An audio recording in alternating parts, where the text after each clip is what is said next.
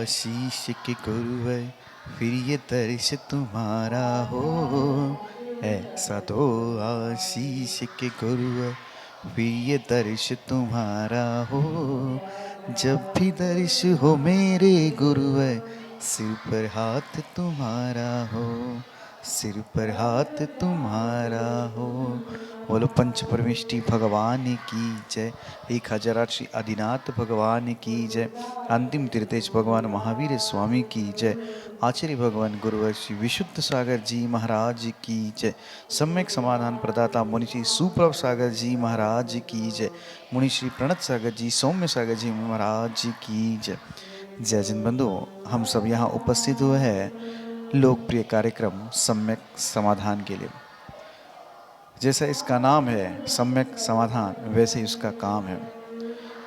एक समाधान सभी के लिए कार्यकारी होता है। किसी का विकल्प है फलाना डिमका, उस विकल्प का जो समाधान मुनिषी हमें प्रदान करते हैं, उस विकल्प का समाधान हम सभी लोग YouTube channel, Adinath TV channel आदि के माध्यम से हम सुनते हैं एवं लाभ लेते हैं, और उसके माध्यम से हमारे मन में जो उठने वाले विकल्प है उसका समाधान प्राप्त होता है। शुरुआत करते हैं आज के इस सम्यक समाधान कार्यक्रम को। मुनिषी के चरणों में कोटिशा नमोस्तु करते हुए मुनिषी प्रणत सागर जी महाराज से यह निवेदन करते हैं कि हे स्वामी, आज के कार्यक्रम को संचालित करते हुए गति प्रदान करें। नमोस्तु नमोस्तु नमोस्तु। ओम नमः सिद्धेभ्य। नमो अरिहंताणं, नमो सिद्धाणं, नमो आयरीयाणं, नमो अज्जायाणं, नमो लोय सवसाहुणं। पंच परमेष्टि भगवान की परम पूज्य आचार्य भगवंत गुरुवर विशुद्ध सागर जी मुनि महाराज की, परम पूज्य मुनि श्री सुप्रभ सागर जी महाराज जी की।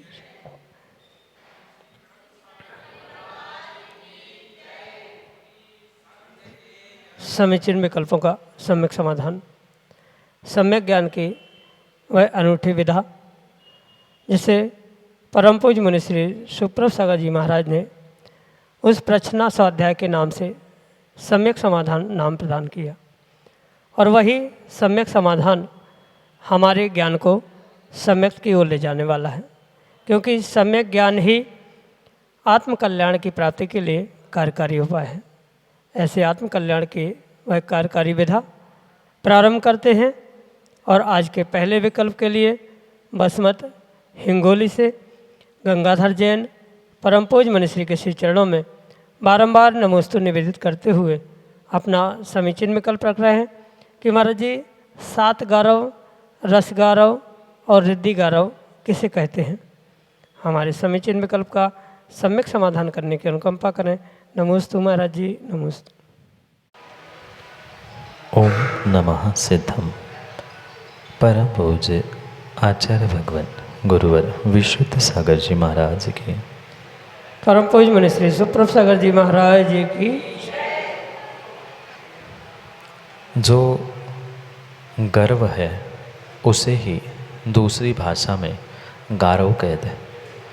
मतलब जो मान कसाय की, अभिमान की, स्वाभिमान की परिणति है उसे ही गर्व कहते हैं और उसे ही गारव कहा जाता है। और उनके इन तीन भेदों को साता गारव, रस गारव और रिद्धि गारव के रूप में स्वीकार किया जाता है। जो अपने रिद्धियों के निमित्त से गर्व को, घमंड को, अहंकार को प्राप्त कर रहा है, ऐसे उस रिद्धि के निमित्त से होने वाले अहंकार को, गर्व को रिद्धि गारव कहा जाता है। मेरे पास इतनी बड़ी रिद्धियाँ है, मैं इतना बड़ा हूँ आदि जो भी रिद्धि को लेकर गर्व, अहंकार जीव का उद्घाटित हो रहा है वह रिद्धि गारव कहा। साता गारव जो है वह मुझे बहुत साता है, मैं सुखी हूँ, मेरे जैसा सुखी संसार में कोई है ही नहीं, ऐसा जो गर्व अहंकार वहाँ जीव को उत्पन्न हो रहा है वह सात नहीं अपितु साता गारव के रूप में स्वीकार किया जाता है। रही बात रस गारव की, तो जो भोजन के रस है या अन्य भी रस है, उन रसों से मैं युक्त हूँ। मैं भोजन देखो 6 रसों से युक्त करता हूँ। मुझे मेरे लिए अलग से इन रसों की व्यवस्था होती है। इस बात को लेकर जो गर्व घमंड जीव के पास है उसे ही रस गारव कहा जाता है। भले ही 3 भेद रूप इनको कहा है, पर सामान्य भाषा में अगर समझना है तो जो गर्व है, घमंड है, अहंकार है, उसका ही पर्यायवाची नाम ये गारव के रूप में किया जाता है। और जैसा उस गारव में, अहंकार में जीव के लिए लक्ष्य, उद्देश्य या साधन प्राप्त हो रहा है, वैसे ही उसको संज्ञा या नाम देते हुए साता गारव, रस गारव या रिद्धि गारव के रूप से 3 प्रकार का कहा जाता है। यही आपके लिए सम्यक समझ है। सुनील सिंघई, मड़ावरा, उत्तर प्रदेश से महाराज जी के चरणों में बारंबार नमोस्तु निवेदित करते हुए अपना समीचीन विकल्प रख रहे हैं कि महाराज जी तीर्थराज सम्यक शिखर की सम्यक रूप से सफल वंदना लोगों को किस तरह से करना चाहिए जिससे कि जीवन की सार्थकता आ सके। हमारे समीचीन विकल्प का सम्यक समाधान करते हुए हमारा मार्गदर्शन करने की अनुकंपा करें। नमोस्तु महाराज जी, नमोस्तु। भाव सहित बंदे जो कोई, ताकि नरक पशु गति नहीं हुई। ऐसा जो कहा है, बिल्कुल इस पंक्ति के अनुसार ही अगर शाश्वत क्षेत्र, तीर्थ क्षेत्र, सम्यक शिखर की आप वंदना करें या कोई व्यक्ति वंदना करे, तो नियम से उसके लिए अचिंत्य फल प्राप्त होता है। मात्र द्रव्य से, मतलब शरीर से जल्दी उठकर वहाँ पहुँचना, फटाफट 4 घंटे, 8 घंटे, 10 घंटे में नीचे आने की एक स्पर्धा के रूप में सबसे पहले मैं आऊँगा, या किसी अन्य प्रकार से भी जल्दी में वंदना करना, ये कोई वंदना का फल देने वाला कार्य नहीं है। शिखर जी की वंदना का फल अगर कोई प्राप्त करना चाहता है तो द्रव्य के साथ भावों की विशुद्धि के साथ ही वहाँ पहुँचने की आवश्यकता। पर ये भी ध्यान रखें, मात्र भावों की विशुद्धि से भी काम नहीं होगा, हमें द्रव्य की भी शुद्धि का ध्यान रखना होगा। जैसे बहुत सारे लोग जूते चप्पल पहन के शिखर जी की यात्रा करते हैं, उसके अलावा भी कुछ ऐसे भी जीव हुआ करते हैं जो उस तीर्थ क्षेत्र पर पहुंचने के बाद भी कहीं ना कहीं अभक्ष्य का सेवन करना, या वहाँ जो भी साधन भोजन पानी के प्राप्त हो रहे हैं उनको वही खाना, जो उसका पैकिंग कागज़ पेपर आदि जो भी सामग्री थी वो पैक का पदार्थ का वो वही फेंक देना। ये कहीं ना कहीं जितना पुण्य का आश्रय करने के लिए आपकी यात्रा निमित्त नहीं हो रही थी, उसके कई अधिक गुना पाप को आश्रयबंध करने के लिए वह निमित्त बनने की संभावना हो सकती। इसलिए इन सभी बातों का विचार करते हुए शुद्ध वस्त्र, शुद्ध भाव, इन सब के साथ ही वहाँ पहुँचने का प्रयास करना चाहिए। क्योंकि ये ध्यान रखें, ये कोई वहाँ स्पर्धा या कंपटीशन नहीं चल रही है कि कौन जल्दी वापस आता है। भले ही 2 घंटे लेट हो जाए, पर प्रत्येक टोंक पर बैठकर ये भावना भाए कि हम वह शाश्वत सम्यक शिखर की वंदना कर रहे थे। अमुक टोक से इतने करोड़, इतने लाख मुनिराज मोक्ष को प्राप्त कर चुके, उनके स्थान पर हम पहुँचे हैं। कम से कम वहीं से ऊपर देखते हुए उन सिद्धों का स्मरण किया जाए, उन सिद्धों को अर्घ्य समर्पित किया जाए। कुछ क्षण, कुछ समय शांति से बैठकर वहाँ की उच्च सकारात्मक पॉजिटिव एनर्जी को ग्रहण करने का प्रयास किया जाए। कितना वह महान क्षेत्र है जहाँ पे इतने करोड़ों मुनिराज निर्वाण को प्राप्त हुए, वहाँ की अनुभूति नहीं कर पाए, उनका स्मरण नहीं कर पाए, तो मात्र जाके फ़ोटो खींच के एक पिकनिक मना के आना, इसके निमित्त से कभी भी शिखर जी की वंदना का फल नहीं मिल सकता। वर्तमान में वो मात्र एक पिकनिक स्पॉट की तरह ही लोग उसका प्रयोग करते हैं। घूमने जाते हैं, खाते पीते हैं, फ़ोटो खींच लिया, सेल्फी खींच ली, वीडियो बना लिया, उस जो इलेक्ट्रॉनिक मीडिया है उस पर डाल दी, वाहवा प्राप्त कर ली, वापस आ गए। क्यों जाया जा रहा है, क्या अनुभूति है, उसको प्राप्त करने के साथ ही नमो सिद्धाणम या सिद्धों का स्मरण करते हुए उस वंदना को करेंगे तो उसका विशेष फल भी आपको प्राप्त हो सकता है। एक महान ग्रंथ सम्यक शिखर महात्म्य करके है, उसको पढ़कर ही प्रत्येक जीव को उस सम्यक शिखर की यात्रा करने जाना चाहिए। कितना महान पुण्य का उदय होने पर ही जीव पूरी यात्रा करता है, किस प्रकार से और भी विशेषता से युक्त होकर उसकी यात्रा करने से क्या विशेष फल मिल सकता है आदि सब कुछ उस सम्यक शिखर महात्म्य में लिखा हुआ है।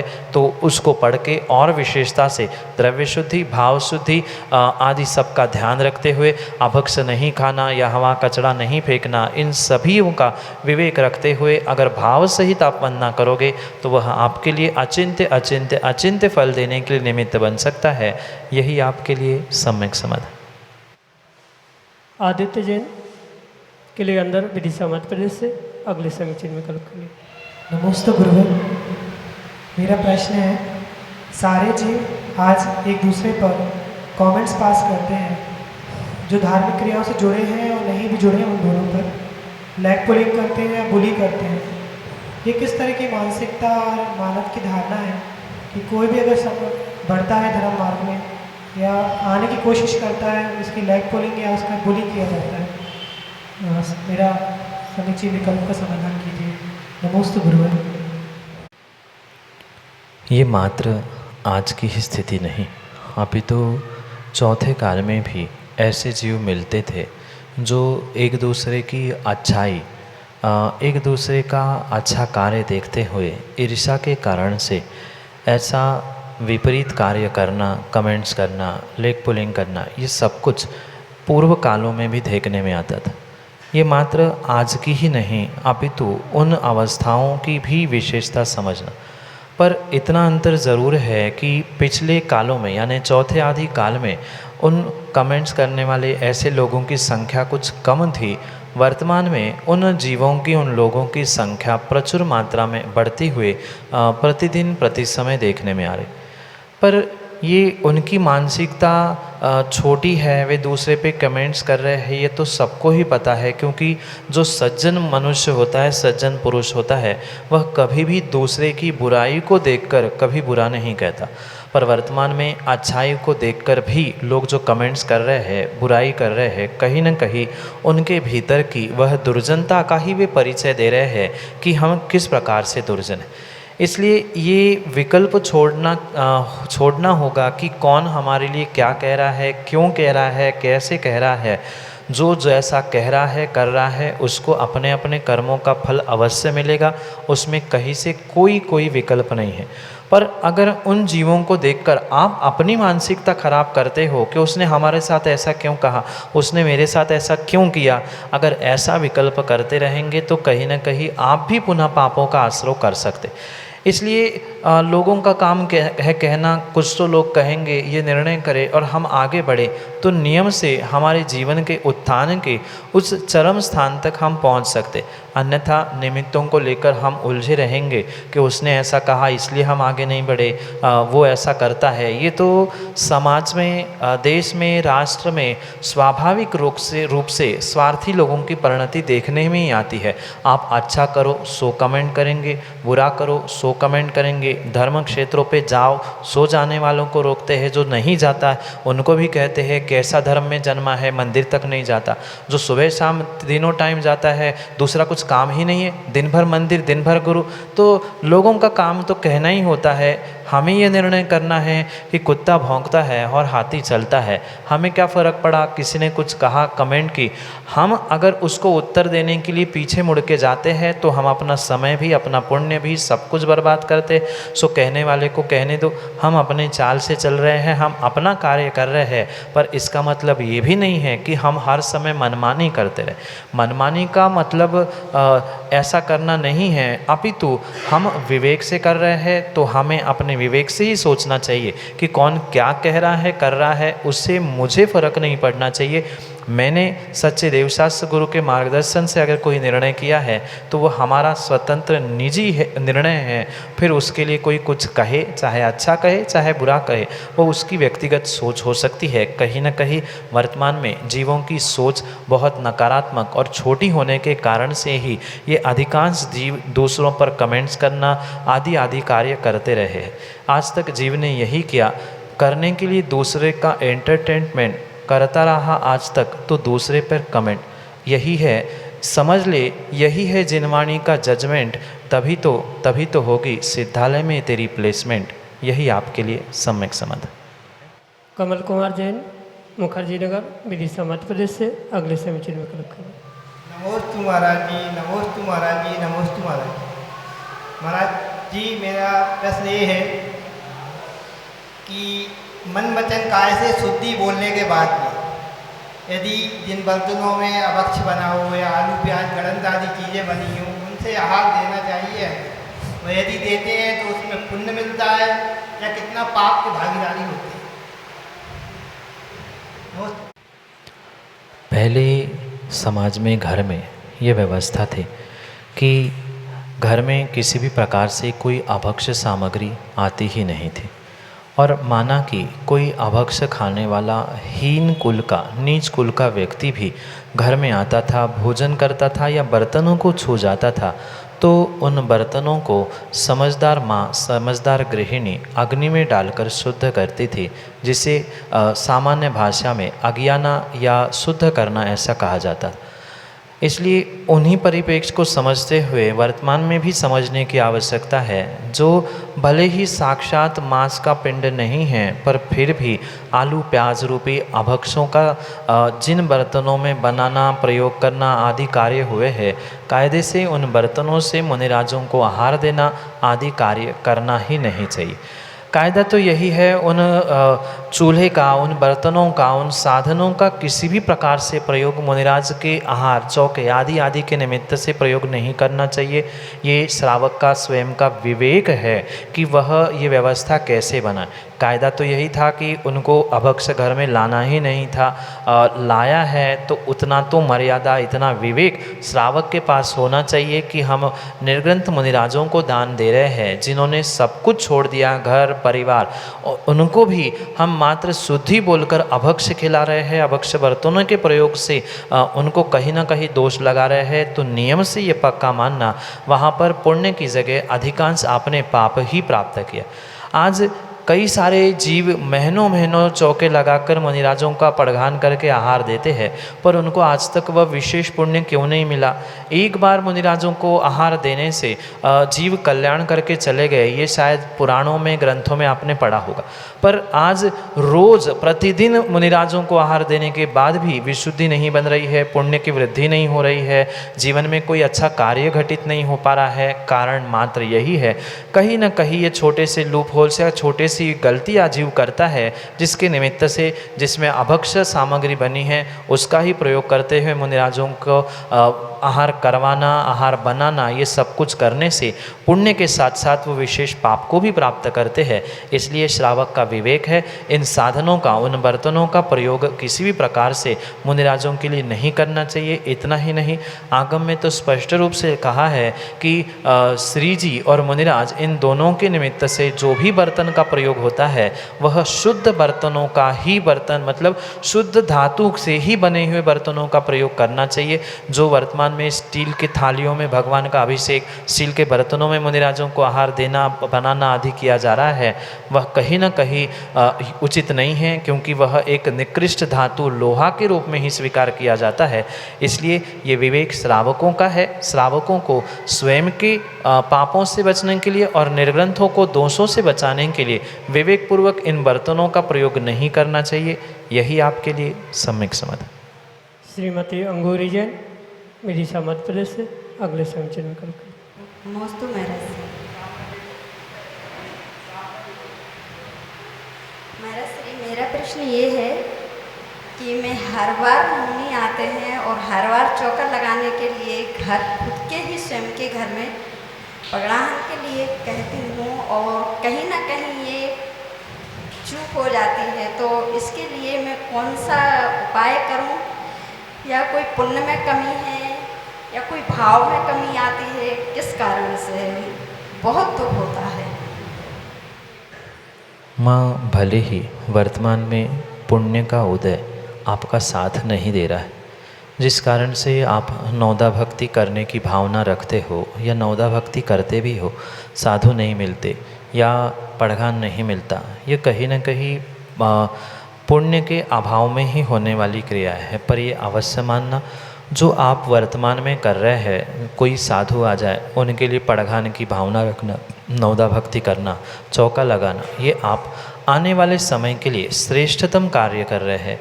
भले ही आज पुण्य का उदय नहीं है, पर प्रतिदिन आहार हो नहीं हो, चौका लगा पाए नहीं लगा पाए, पर आप ये भावना सतत भाते रहना कि जो भी निर्ग्रंथ हमारी नगर में, हमारे कॉलोनी में, हमारे पास पहुँचेंगे, हम उनके लिए चौका लगाएंगे, पड़घान करेंगे। ये भावना भी आप रखोगे या कार्य भी करोगे तो नियम से आने वाले समय में वह तीव्र का पुण्य उदय आएगा और साक्षात महामुनि, मुनिराज, आचार्य भगवंत आदि आदि को, पड़घान को आप प्राप्त कर सकते हैं। इसलिए भावों की विशुद्धि के साथ जो अब तक आप क्रिया करते आए हैं उनको पुनः पुनः दोहराते रहे।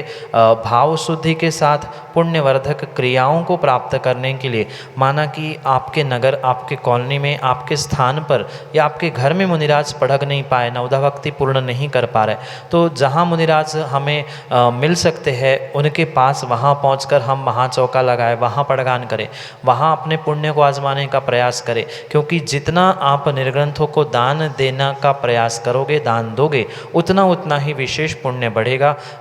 नहीं कहीं पहुंचकर चौका लगा पा रहे हैं तो जहां मुनिराज है वहां अपनी कुछ सुखी सामग्री ले जाकर दान देने का प्रयास करें, भावों को विशुद्ध करने का प्रयास करें। इन सभी उपायों से आप अपने पुण्य को वृद्धि को, पुण्य की वृद्धि को प्राप्त करते हुए मुनिराज का पड़घान, नवदा भक्ति आदि पूर्ण कर सकते हैं।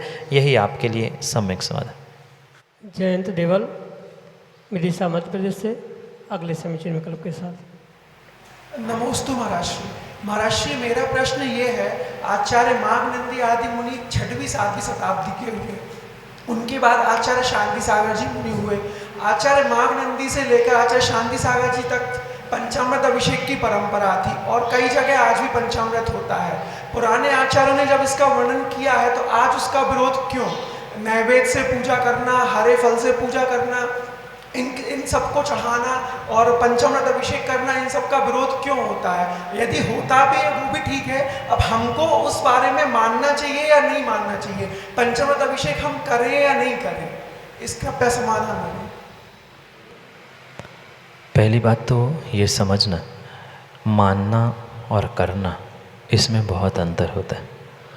भले ही कुछ परिस्थिति, क्षेत्र, स्थान आदि की परंपरा को लेकर आप कुछ आगमोक्त कार्य नहीं कर पा रहे हैं, ये भिन्न विषय, पर उसे मानेंगे ही नहीं, ये तो श्रद्धा के विपरीत, सम्यक दर्शन के विपरीत ही कहा जाता है। इसलिए आगम के परिप्रेक्ष्य में आगत संबंध बातों को वर्तमान में भी समझने की आवश्यकता है। कहीं न कहीं जीवों ने आगम को और आचार्य भगवंतों के उन अभिप्रायों को ना समझने कारण ही बहुत सारी क्रियाओं में विरोध करना प्रारंभ कर दिया। किसी भी प्रकार से मैं इस बात को नहीं कहना चाहता हूँ कि आप ऐसा ही करना चाहिए, आप नहीं करना चाहिए। ये तो एक श्रावक का विवेक है और उसे अपने विवेक से पुण्यवर्धन की क्रियाओं को आगम के परिप्रेक्ष्य में ही करने की आवश्यकता है। क्योंकि कहीं न कहीं बहुत सारे जीवों ने आगम पढ़ा ही नहीं है, बहुत सारे जीवों की आगम की परिभाषा ही भिन्न भिन्न है। इस कारण से वह आगमोक्त क्रियाओं का विरोध करते हुए देखने में आते हैं। इसलिए ये अवश्य समझे, चाहे अभिषेक, पूजा, पाठ आदि जो भी क्रियाएं कही गई है, मात्र और मात्र भावों की विशुद्धि के लिए कही गई है और उन्हीं बातों को लेकर अशुद्धि फैलाई जा रही है, तो वह किसी भी क्रिया प्रकार से वह कर्म क्षय के लिए कार्यकारी उपाय हो ही नहीं सकता। इसलिए पहली बात तो हम ये समझे कि इस विषय में जो पूर्वाचार्यों ने कथन किया है उसको ही हमें प्रमाण मानते हुए उसे वैसा ही स्वीकार करना होगा। अगर हम उसको मानेंगे नहीं, स्वीकार नहीं करेंगे तो पक्का मानना हम सम्यक से च्युत हो सकते। ठीक है, हमारे पास सम्यक क्रिया नहीं है, सम्यक चारित्र नहीं है, चारित्र मोहिनी के तीव्र उदय के कारण से हम क्षेत्रीय परंपरा, सामाजिक व्यवस्था आदि के निमित्त से उस सत्य को जीवन में उतार नहीं पा रहे हैं, तो ये फिर भी समझ में आ सकता है क्योंकि वह चारित्र होने का विषय बनता है। पर अगर हम उसे आगम के परिप्रेक्ष्य में मानते ही नहीं हैं, उन आचार्यों को, उन आगम ग्रंथों को ही हम धुतकार देते हैं, तो नियम से हम सम्यक से रहित मिथ्यात्व की ओर बढ़ने वाले या मिथ्या दृष्टि ही कहे तो भी कोई बुरी बात नहीं है। इसलिए कम से कम हम क्षेत्रीय स्थानीय परंपरा को अगर मानते हुए उसे नहीं भी कर पा रहे हैं तो कम से कम आगम में लिखा हुआ ये सत्य है, ऐसा ही होता था, ऐसा होना चाहिए, ये समझते हुए हमें विवेक से कार्य करने की आवश्यकता है। ये भी बात अवश्य समझे, भले ही आगम में लिखा है पर ये भी आचार्यों ने लिखा है, यद्यपि शुद्धम लोक विरुद्धम ना करणीयम ना चरणीय। बिल्कुल आप शुद्ध हैं, आप सही कह रहे हैं, पर लोक विरुद्ध, क्षेत्र विरुद्ध कोई भी कार्य नहीं करना चाहिए। क्योंकि सत्य की परिभाषा करते हुए सत्य के भेदों में आचार्य भगवंत ने जनपद सत्य कहा है। एक जनपद सत्य यानी जिस क्षेत्र में, जनपद में हम रहते हैं, वहाँ की व्यवस्था, वहाँ की परंपरा आदि देखते हुए उसको भी सत्य कथनचित माना जाता है। पर आगम से बड़ा कोई सत्य नहीं होता। इसलिए कर पाए नहीं कर पाए ये भिन्न विषय है, पर मानना तो आपको आगम के अनुसार ही है। इन विषयों का अगर और विस्तार से आपको समझना है तो प्राकृत भाव संग्रह नाम का एक ग्रंथ है, जहाँ इस विषय में आचार्य भगवंतों ने बहुत अच्छा खुलासा किया है। मात्र उतना ही नहीं, अपितु आचार्य भगवंत ने तिलोय परिणति आदि ग्रंथों में भी, बहुत प्राचीन ग्रंथों में भी, जो मूल ग्रंथ कहे जाते हैं, उन ग्रंथों में भी इन सब का उल्लेख किया गया है। इसलिए आप उनको पढ़े, स्वयं का विवेक, स्वयं का श्रद्धा गुण, उनको समझते हुए हमें क्या करना, क्या मानना, क्या नहीं करना, क्या नहीं मानना, इसका निर्णय स्वयं के विवेक से ही करने की आवश्यकता है। क्योंकि जनपद सत्य और आगम सत्य, इन दोनों में तालमेल कब, कहाँ, कैसे बिठालना, ये श्रावक का स्वयं का विवेक होता है। इसलिए इन ग्रंथों को पढ़ते हुए कम से कम हम उसे सत्य रूप माने और स्वीकार करें। जब करे तब करे, ना करे, पर मानना तो हमें आगम के परिप्रेक्ष्य में जो सत्य आगम है उसे ही स्वीकार करना होगा, पर जनपद सत्य के अनुसार भी जीना होगा। इन दोनों में तालमेल बनाते हुए आप इन बातों को समझे, यही आपके लिए सम्यक समाधान। जय जैन दोस्तों, हम सभी अभी लाभ ले रहे थे लोकप्रिय कार्यक्रम सम्यक समाधान में। सम्यक समाधान प्रदाता मुनिषी सुप्रसागर जी मखारविंद से हम सभी लोग अपने मन में उठने वाले जो समीचीन विकल्प है, उस विकल्पों का सम्यक समाधान सुन रहे थे। यूट्यूब के माध्यम से प्रतिदिन यह कार्यक्रम ठीक शाम को 4 बजे आदिना टीवी चैनल के माध्यम से यह कार्यक्रम ठीक 4 बजे प्रसारित होता है, एवं यूट्यूब चैनल के माध्यम से सम्यक समाधान यह कार्यक्रम 5:13 पे प्रसारित होता है। आप घर बैठे इस कार्यक्रम का लाभ लेना चाहते हो या अपने विकल्पों का सम्यक समाधान प्राप्त करना चाहते हो तो हमारा व्हाट्सएप का नंबर 8707548811 जो नीचे पट्टी पे, स्क्रॉल पे या फ्लिप पे चल रहा है, आप उसके माध्यम से अपने विकल्प हम तक पहुंचा सकते हो। samyak.samadhan@gmail.com यह हमारे जीमेल की आईडी है। आप उस जीमेल की आईडी का प्रयोग करते हुए अपने विकल्प हम तक पहुंचा सकते हो। व्हाट्सएप के द्वारा अपने लिखने में अगर दिक्कत हो रही है तो आप फ़ोटो खींच के अपने विकल्प का, अपने शहर का नाम एवं अपना नाम हम तक पहुंचा सकते हो। प्रतिदिन मुनिषी के प्रवचन शाम को 7:40 पे जिनेवा टीवी चैनल के माध्यम से प्रसारित होते हैं एवं आदिना टीवी चैनल पे दोपहर को 2:20 पे मुनिषी के प्रवचन का प्रसारण होता है। आप सभी लोग घर बैठे इस विदिशा नगरी में जो सुक्ति मुक्तावली महान नीति ग्रंथ का वाचन चल रहा है, उसका लाभ घर बैठे आप जिनेवा टीवी के माध्यम से प्रतिदिन शाम को 7:40 के ले सकते हैं। आज के लिए इतना ही। मुनिषी की चरणों में कोटिशा नमोस्तु करते हुए आज के सम्यक समाधान कार्यक्रम को यहीं पे विराम देते हैं। नमोस्तु नमोस्तु नमोस्तु।